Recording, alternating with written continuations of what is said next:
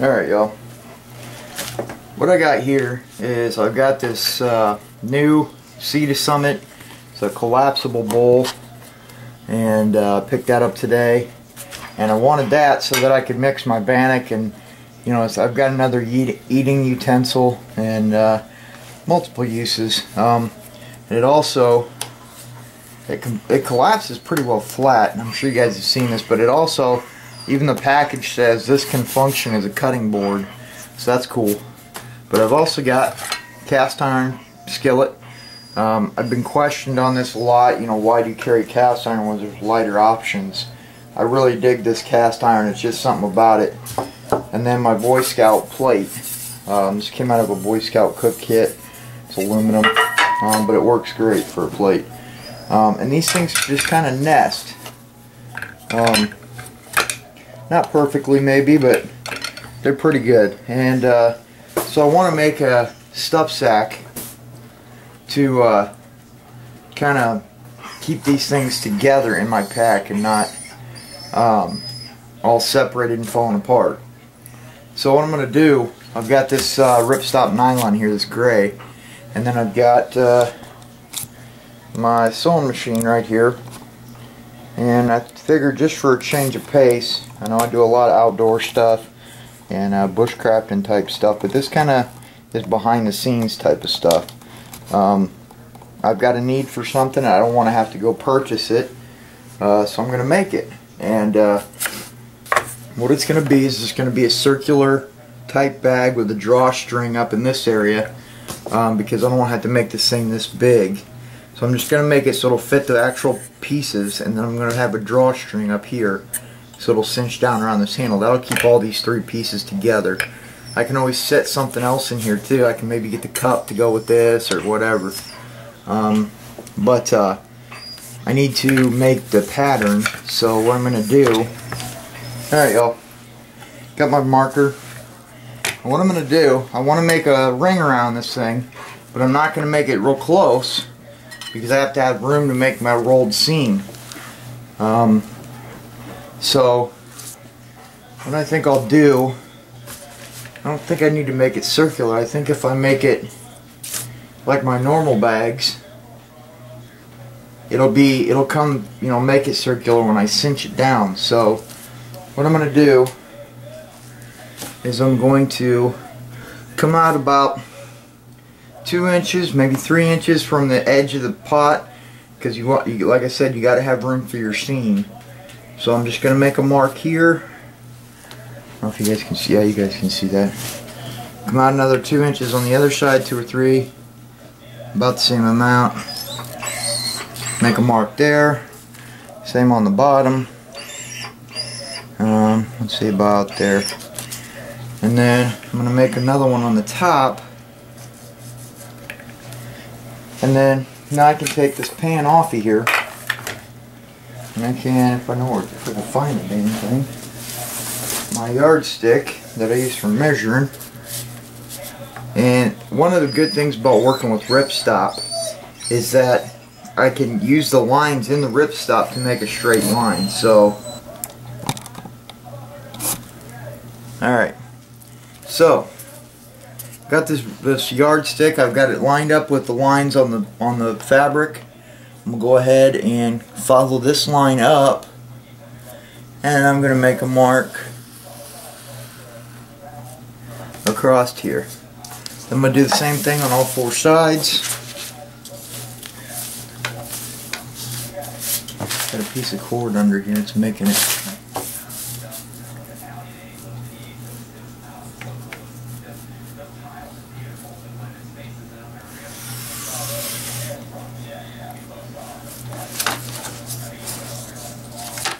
Do this side.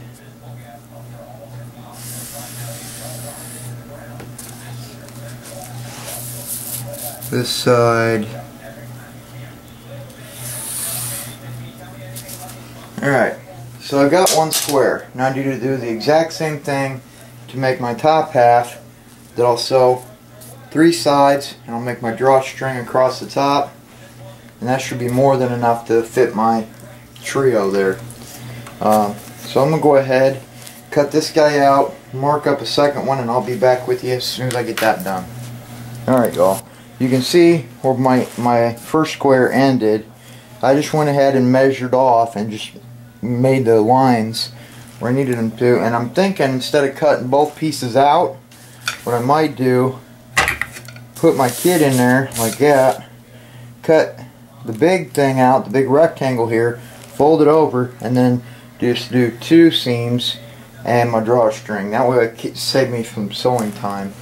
I know a lot of people consider sewing a girly thing, but this ain't really sewing. It's not like I'm making a dress or something. I'm making kit, so I don't consider it that. So anyway guys, I'm gonna go ahead and cut this thing out and I'll show you the seam process. Alright y'all, so what I've done is I rolled the seam like I told you about, and I pinned it the whole way down on one side. And now I'm gonna set up and I'm gonna bring you back to the machine and I'll show you how I sew it. Alright y'all, this is my machine. It's an old Singer from like the 50s and 60s. It's mostly metal. The only part that's plastic on it is this base, and it comes off. Threads up here, wheel and all that crap. This is, you'll see me flipping this from time to time, usually at the end of a row. This is your stitch adjuster, how many stitches per inch. And then to go backwards to back stitch, to really lock it up, you just push up and it goes backwards, and when I'm done I'll flip it right back down. So right now I've got it set on about 20 stitches per inch, and then basically thread comes down, goes through a tensioner, goes up and down, back through and down through the needle, which you'll see down here, and that just moves up and down. There's another spool of thread under here which comes up underneath, and it's basically a lock stitch from what I understand. I'm not an expert, but it's basically the same thing from what I understand as a speedy stitcher, a speedy yall. And then I've got a pedal down here that controls how fast the machine moves. So I'm going to try to get the best shot I can of this thing so you can see what I'm doing. And I don't ever try to push fabric under here unless I have to. So, you know, like this, I'll move here, and when I go to do the other side, I'll come from the other end. So this is the easiest way to do it. So I'm going to go to it. So basically I have to set this as close to the end as I can. I drop the foot, drop the needle down so the piece can't move, and then I get ready. I pull my first pin so I don't run it over, and go to town. And of course my thing jams up.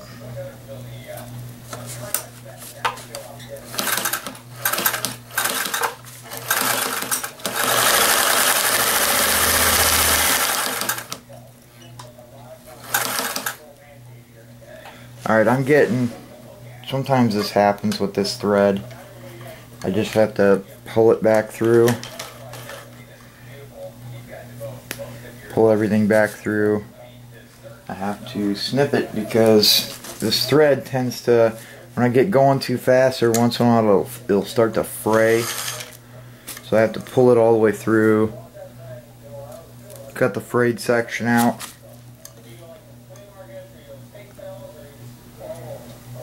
Get me a clean piece here, make sure my needle's up, and get down in here and try to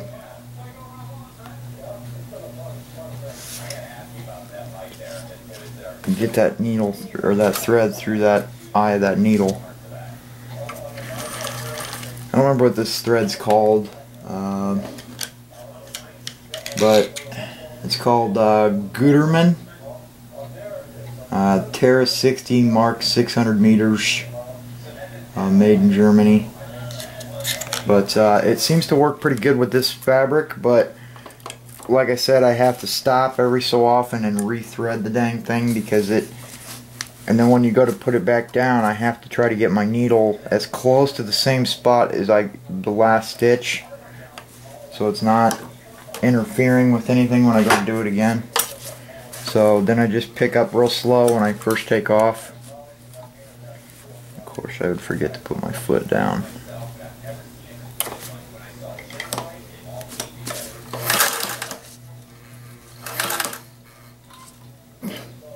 Wait.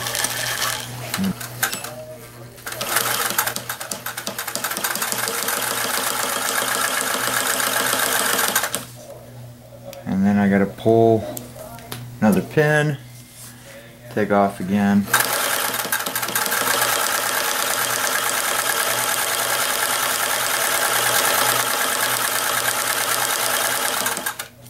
Pull the pin.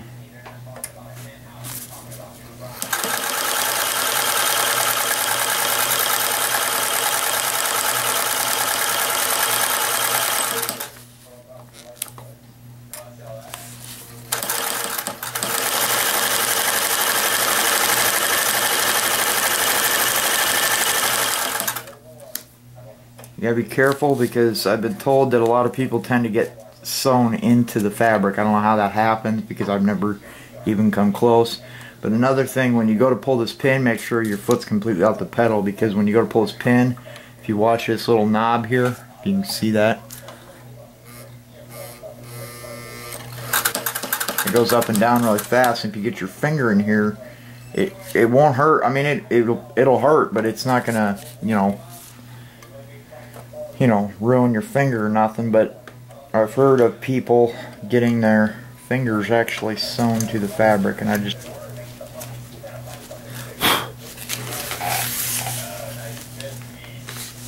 The ends, you get these tags, just cut them off. If you guys are bored with this kind of video, let me know, and I won't make another one. But somebody recommended I should try to show the process of when I do all this stuff, so I figured I'd show it. It is a little bit tedious at times, but it's cool when you can make something that you're going to use in your bushcraft kit or whatever kind of kit. I've actually got a hammock plan in the works of making my own hammock, so that's pretty cool too, if I can get that done. I might show that if there's any kind of interest. But basically I'll get back in here, drop my needle, same place, and just take off again.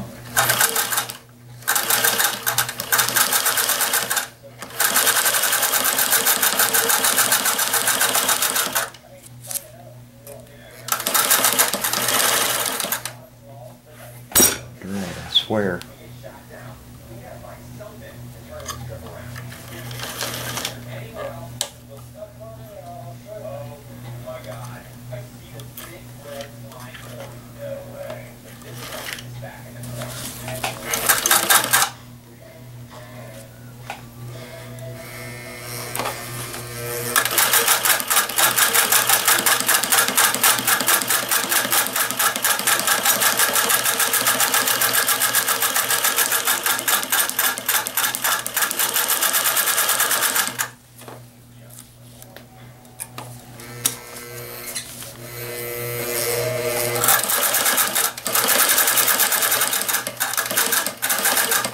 I'm going to back stitch, forward stitch,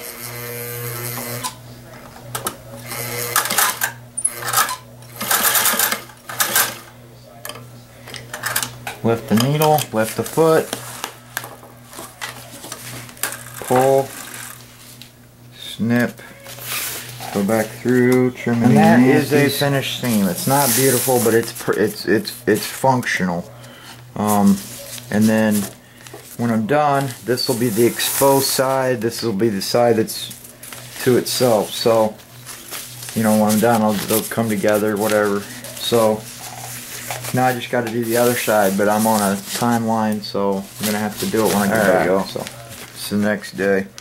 I got the one hemmed last night, like you've seen.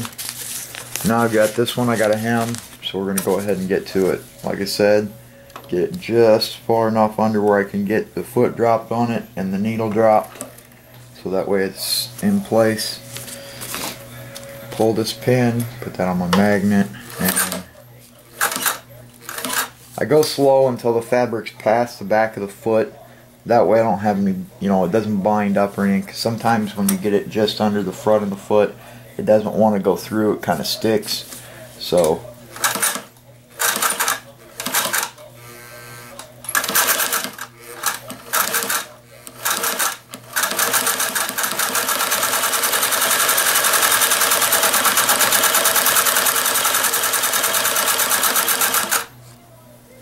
pin.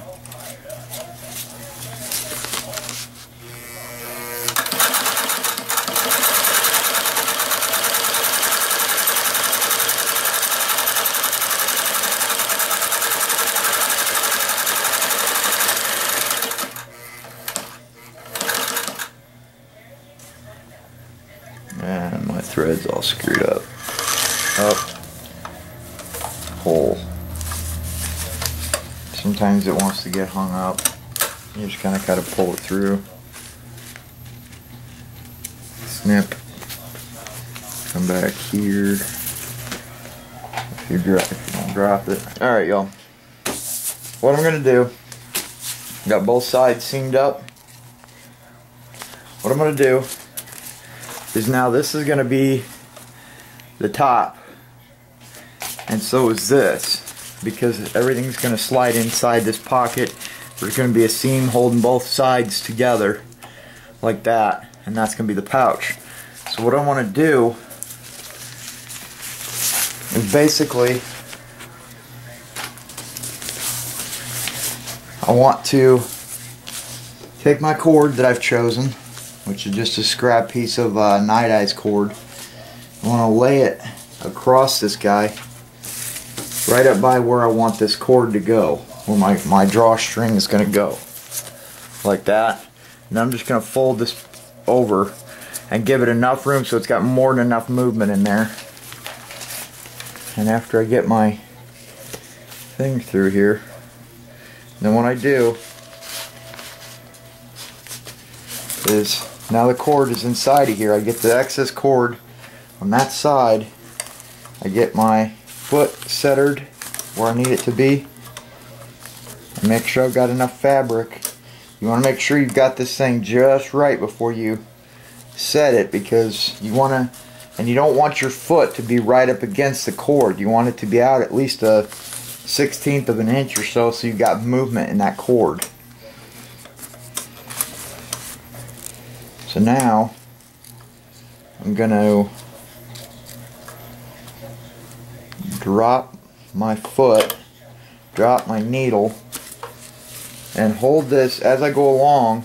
I've got to make sure this cord is all the way to the very crease, and I've got to follow that along so I don't sew over the cord, because then I've got a mess. And then I just follow it along, and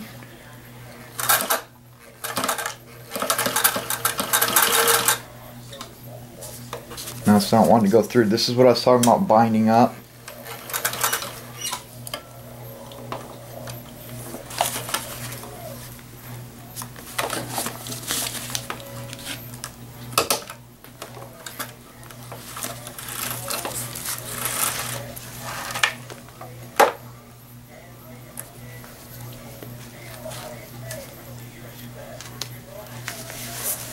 Trim all this crap off. Make sure everything's laid the way it's supposed to be laying. Put it back under.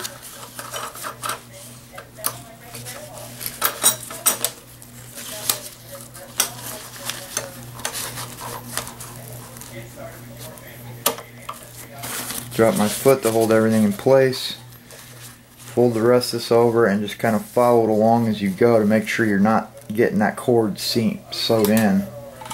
So here we go. Give this another attempt.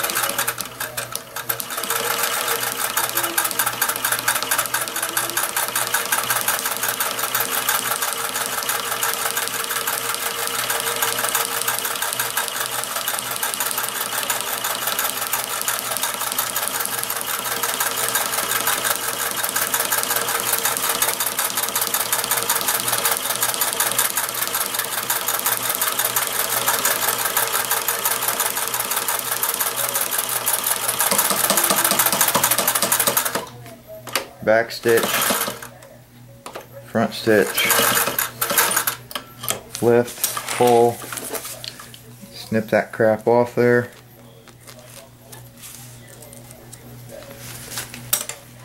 Again, pull everything out, make sure I got more than enough slack. Pull it back. I gotta make sure everything's trimmed up where I need it to be. All the thread, the extra thread hanging off here. Because at the beginning and the end of each stitch, you know, each row, you get an extra long piece of thread. And you want to make sure that's gone. You want a bunch of straight threads. Okay, now that's my pull cord. Now, to do this, I have to do the exact same thing on the opposite end, but before I do that, what I want to do is I want to get this thing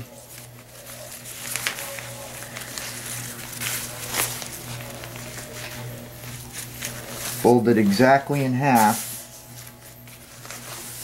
like this. And you'll notice I've got some extra hanging off the end there, right back here, and that's because that's what's going to make my extra fold. So I'm going to go ahead and sew this seam on this side. And by the way, guys, I'm not an expert at this. I just learned a couple months ago.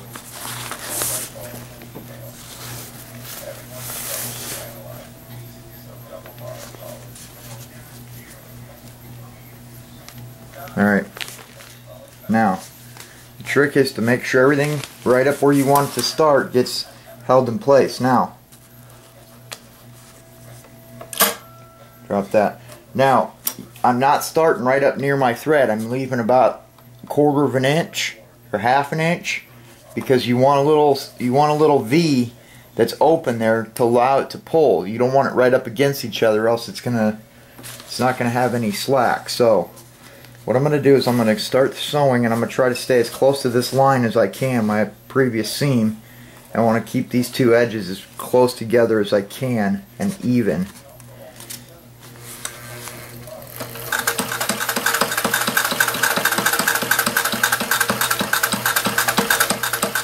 And this particular one you want to go slow.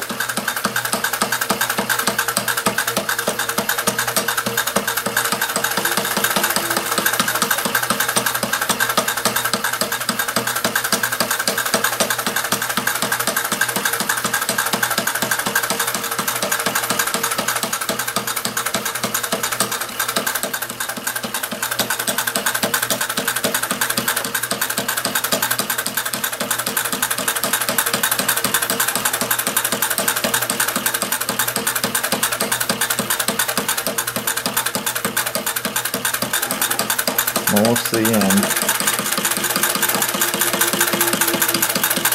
Now I got to the end. I'm stopping, backing up a few stitches, going forward, lift, make sure my needle's up, pull it out, and there's this one to hang up on me. Snip both these threads as close to the seam as you can without cutting the seam.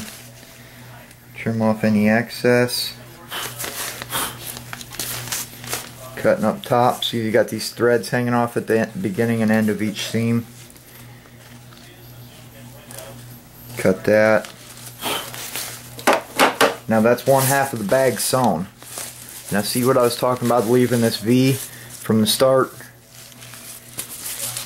I can't see my camera very good. From the start of the top of the pull cord, I've got a V to where the stitch actually starts, and you want that. You can see here, and you'll see it better when it's all finished, but that gives it room to move a little bit. Now, what I'm going to do, I'll push this aside for a minute to help try to see if you can see this a little better. I've got this seam all sewn up. Now I need to sew this seam up, but I want it to make sure it's even across here.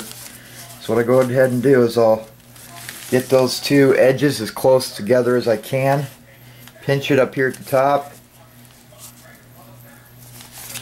and the thing I went through on this bottom, okay, gotta go up a little bit, about like that.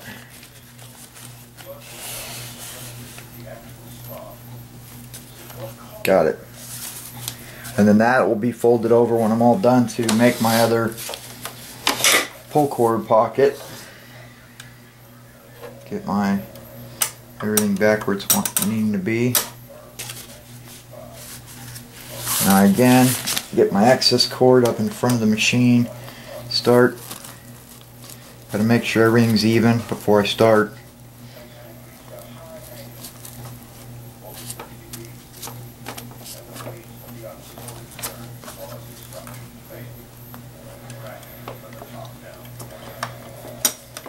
Drop my needle.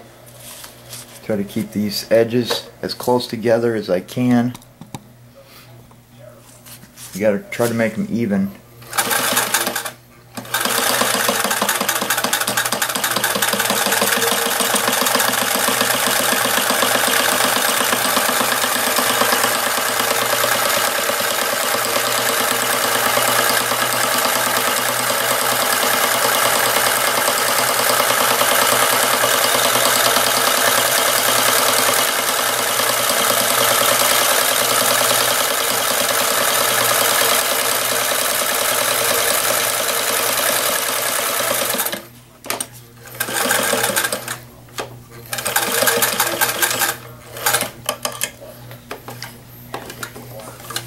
Almost done.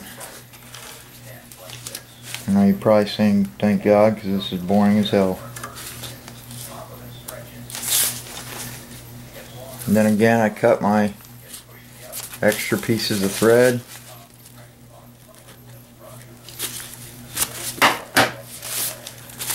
Now I have to make the second seam to hold my draw cord. So what I'm going to do is I'm going to take a piece of draw cord, if I don't tip my camera over first, I'm going to pull a lot of it through, and then I'm going to lay it back across the whole thing.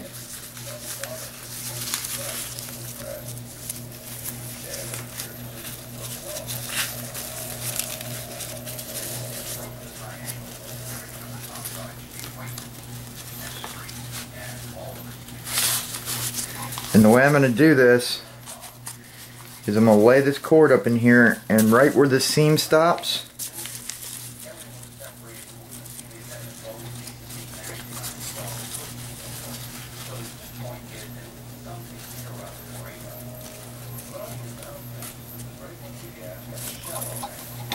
that's it.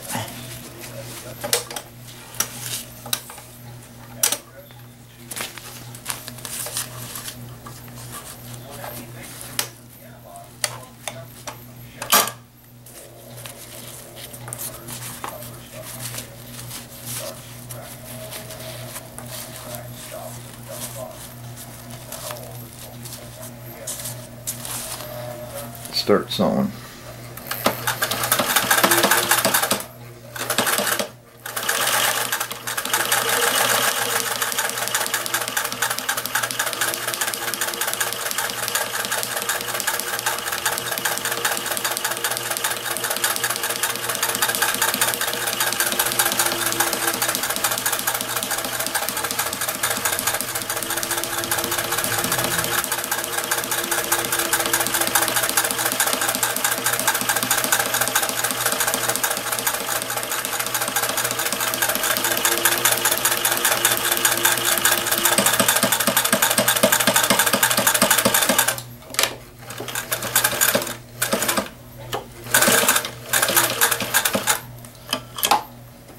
Foot up, needle up, pull, trim again.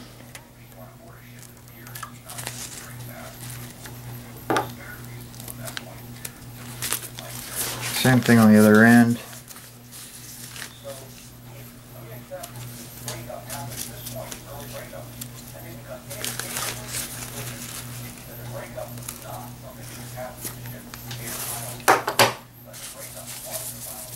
Now I've got this piece of cord coming through here. Get it all untangled, and my pocket is done now. You see I've got the two seams, I got a piece of thread coming between the two, and then my two pieces coming out here, and there's going to be a cord lock right here, but I've got to get this untangled. So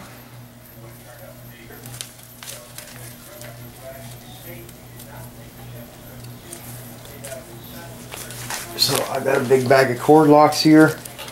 I'm going to go ahead Make sure that this is open as far as it'll go. Measure out about 4 inches. Snip the cord off.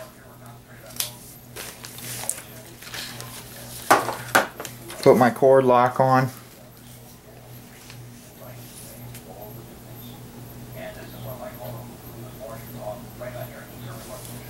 Cord lock's on. Now I just got to put a knot at the end here.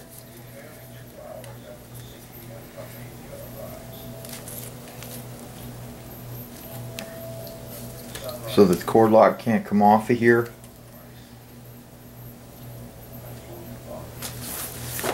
And we have a finished product. So I'm going to bring you over here and show you. Alright guys, this is the pouch we just made. Like I said, we folded it, we cut the piece out we wanted. We double rolled our seams. And then once we had that together, we laid our one piece open here. Folded it over the piece of cord, sewed it, and then folded this one over. Try to match them as close together as you can, which this one doesn't look too bad. Now, the sewing on this is not perfect. I'm not an expert. I know enough to get the job done. That's about it. So it's not beautiful. It's not a work of art, but it'll get the job done. So now we have a cord lock, and we have a draw bag. Now again, I made this for my plate, my skillet, and my bowl. Let's see if it works. It's going to be snug.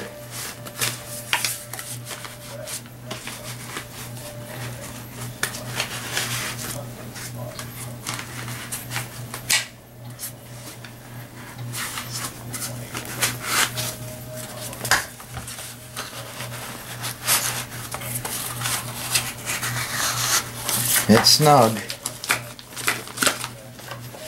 but they do fit in there.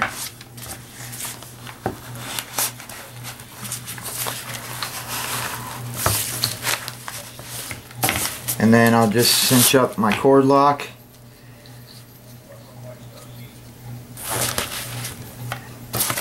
And I've got a bag to fit my skillet, my plate, and my bowl. It'll keep everything together. It'll keep the soot off my pack. If my skillet has soot on it, I'll keep that off everything on the inside of my pack. And that's a finished stuffed sack. I do this stuff quite often.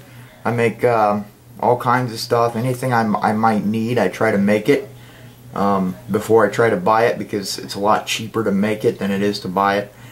It just takes a little bit of patience and learning. I had to learn to use this machine. Thankfully, I know the professor's wife, and she knows how to do this stuff really well. So now I've got a bag for my cook kit. So if you guys would like to see more on this stuff, I'm planning on making a hammock in the future. I might make a couple of those Black Bishop bags that are basically a stuffed sack at double-ended, so they've got a draw cord on both ends. I got some other stuff in the works. Might make another tarp. If you guys are interested in this, let me know, and I'll try to do another video on some of it. Otherwise, if you found it boring, just say so, and it's not going to hurt my feelings.